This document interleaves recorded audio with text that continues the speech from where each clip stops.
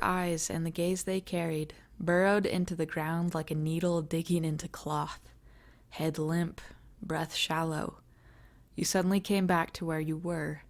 An unpleasant voice, logical and scientific, more curious about your reaction than compassionate, rang somewhere from the back of the room you were in. Slowly, the back of the room shifted to the front, and Professor Arrows was in front of you. You quickly looked for an excuse valid enough to overcome the attention that had been drawn to you. You raised your hand to your head to feign dizziness and explained that you had grown faint. You suggested that the wear of being attacked and also your hospital visit had caught up to you. You asked if you could have some water. Of course, Corb Arrows nodded. You hoped the rigid expression on his face was one of concern and professionalism, not suspicion. You'd had enough of suspicion and intrigue. You didn't need any more of it. Even now, as some R&D techs helped you to a cushioned chair where you could rest, you realized that your habit of telling lies had followed you down here. You could hear the habit knocking around between your teeth and then tumbling out of your mouth as you confidently assured Professor Arrows that you were healthy. You answered his questions about your Lottian citizenship easily, now that you were giving in to your unfortunate talent of covering your trail. Child of Eleanor and Isaac, sibling to Ganth and Tasden. You gave him some random facts that you would be able to back up with some forged documents if necessary. You had made connections during your time as a mercenary, and those connections had made you some very specific papers. Mom didn't know about that work. The dark days you'd spent in Urbea and Constantinoleon. You worked as an underwater explosives expert, and the memories of some of your detonations would still, to this day, rock you awake from your sleep. Your eyes skimmed across the ceiling. All of the lights that were around you were fluorescent. Depending on the generators in A4, 5, and 6, they would unevenly dim and then lighten again. Oftentimes, more generator power was prioritized to medical or the bridge, as they were places of necessity. Other areas, however, were sentenced to a different kind of metaphorical ocean, a constant bobbing of shadow and light amongst the waves of the rooms. You had experienced both of these environments in your life, one in the garish spotlight of society, and the other in the barely flickering beam of forgottenness. Somewhere in between your thoughts, you heard Corb Arrows tell you that he was collaborating with medical and was requesting time off for you. He wanted to run more tests while you were sleeping, apparently, to measure your brain activity. As soon as your joint mission with engineering and his department was finished, you would be asked to take several days off of active duty so that he and some other scientists could gather data. You were grateful to learn that other crew members were being asked to participate in the study as well. Originally, you felt an odd sense of paranoia and embarrassment by this news, but the feelings passed gradually as you learned that other crew members, officers and grunts alike, were being told the same thing. Time seemed to slip away faster today, though it usually did when you felt on edge. It was as if your body was running faster than the arms on the clock, and time was compensating for the speed at which you were existing. It had only been a few days here at the research village, and already the heavy lostness which had gripped you on land was beginning to tug at your limbs once again. Nothing was ever simple. Everything was increasingly complicated, and those bits and pieces of complications were shackles that seemed to reach even down here on the bottom of the ocean. Out in the waters, you dutifully ordered your crew to recover pieces of debris and assist in gathering samples for the joint mission, but your voice was hollow. It had all the trimmings of leadership, but the gut of it was just a young boy A young boy who was tired of speaking but never actually heard. The scientists and researchers went about their business in their diving suits. The engineers were also occupied. One of the divers stopped, though. She noticed you somehow. Juna swam up to you and stared into your mechanized diving suit. Her eyes had a look about them. She sympathized with you. She knew some of your pain, perhaps more than you were capable of giving her credit for. She nodded and pointed at an electronic pad she was holding. She had typed something on it. Looking at it, you read her message. We'll explain everything soon. After sleep testing. Night. Big plan soon. Need help. You nodded, trying to act like it was just another engineering report. Harduk was smart.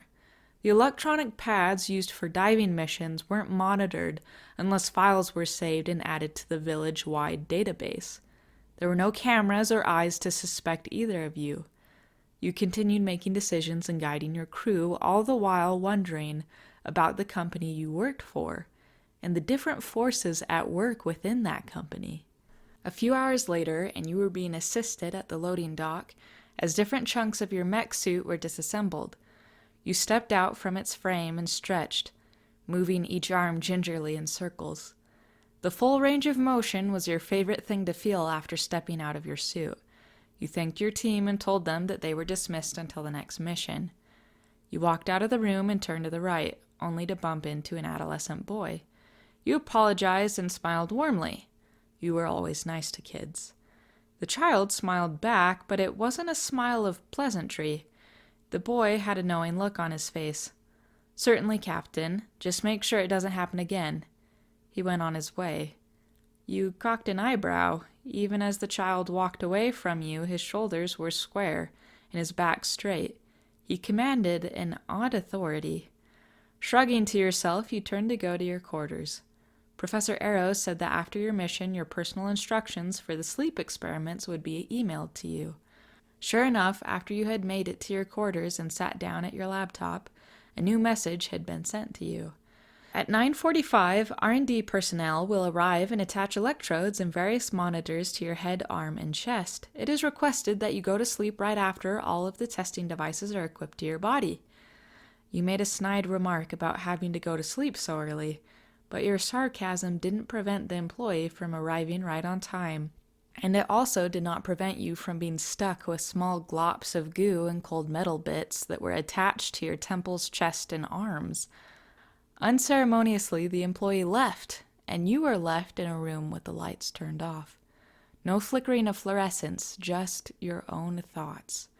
Switching on and off, on and off, on and off, until they stayed off, and sleep came. There were several of them, swimming through the waters. At least 6 of them. Wait, you smelled the water. Yes, you confirmed it. You were one of them. Clicks and deep, throaty rumbles bellowed through the long, winding caves. Your long, muscled body swirled and looped until you emerged a few yards away from the hill that led up to where? The research village? 5 others looped around you, staring at you curiously, and then staring back up the hill. There was a feeling of aggression and anger. Not towards you, though. Something else. A feeling that made the water smell darker. Betrayal.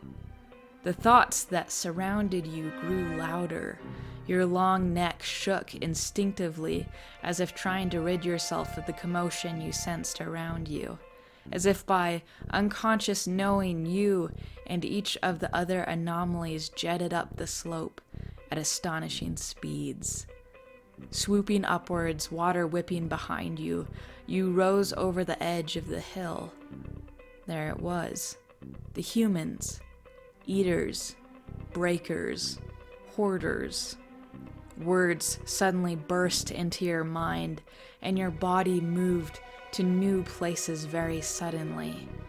The ocean transfiguring into the new forms of city streets, factory pipes and runoff, darkening rivers and coasts, and then back again, staring at the research village. The anger inside of you was welling. You curled your neck and released a long growl that hurled itself through the water, and with that, you each burst forward. You gasped. You were covered in sweat, the chilled droplets trailing down your hot neck and spine. Something was horribly wrong. You felt like you were floating. Was this another dream? A cruel joke played by the brain that hadn't completely come to its senses yet? A deep billow echoed inside of your suit. You stared out into the ocean, realizing that you were somehow outside of the research station, face to face with 6 anomalies, each aggravated and circling in front of you. You cautiously moved one hand towards your laser drill. Your weaver suit was buzzing with the voices on the other side of the radio. They were frantic voices, perhaps as confused as you were by how these circumstances had happened. What had you done while you'd been asleep? You caught one of the orders that a voice had yelled over everyone else speaking. "Kill them now! That's an order!" Was that Morgan's? You felt dazed, as if words and the people that spoke them weren't connected. Things weren't making sense. You gripped the handle of your weaver drill. You had a choice to make, one that could be life or death.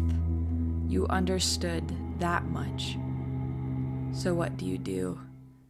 Do you defend yourself, or do you wait?